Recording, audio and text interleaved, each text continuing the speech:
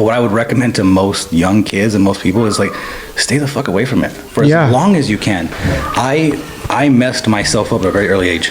You know, I started taking testosterone when I was 18, 19 years old. And from that point in time, I jacked myself up. And I took copious amounts of different drugs. I took testosterone injectables.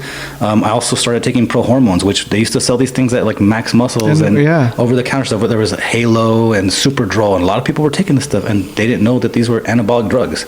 And I didn't think about the repercussions until it hit me. You know, I stopped taking them, and then I stopped working out, and then I looked disgusting. I had, you know, I had man boobs. I had a little bit of gyno. I was overweight, and then my hormones were jacked up.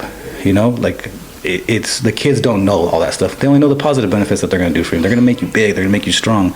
But I would have suggested to anybody, like, stay as natural as long as you possibly can. Push your limits. Get healthy. See how far you can go before you even need to take any of that stuff. And how to get off of them as well if you're already doing them, because sometimes people just cut them from one day to another. That's not the way, you know. Like, I learned the hard way too, you know. I went to just stop using them. I didn't know what I was doing. And I remember the first time I went through a cycle, I was just doing tests, or just, you know, nothing big, 250 or something like that. And then the second cycle I went test and trend.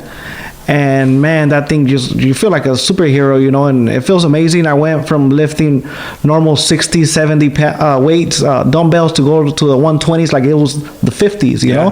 And a lot of people has different reactions. Their everybody's different, you know. For me, I feel amazing when I was on it, you know. And then I felt like I was normal, and then all of a sudden my lady was like, why are you so sensitive? Like, what do you mean I'm so sensitive? Why are you doing this to me? You know? And I didn't know I was having that side effect, you know. And I had like 2-3 more side effects that was like, you know what, like, heck no, that's scary. And it scared me for a second, you know. Like you said, we don't know what we'll get into until we're on it, you know. And I only did one cycle. I fucking felt what it was, and I felt amazing. I was fucking big, you know. Yeah. And then I got off of it, and then same thing. Like, some people ask me, talking about that, like, before you don't know where to get them, and then all of a sudden, like, people are offering them to you. One time I went to, at the same time I was in the cycle, I went to Mexico, to Mexicali, because I'm from Mexicali, from the border.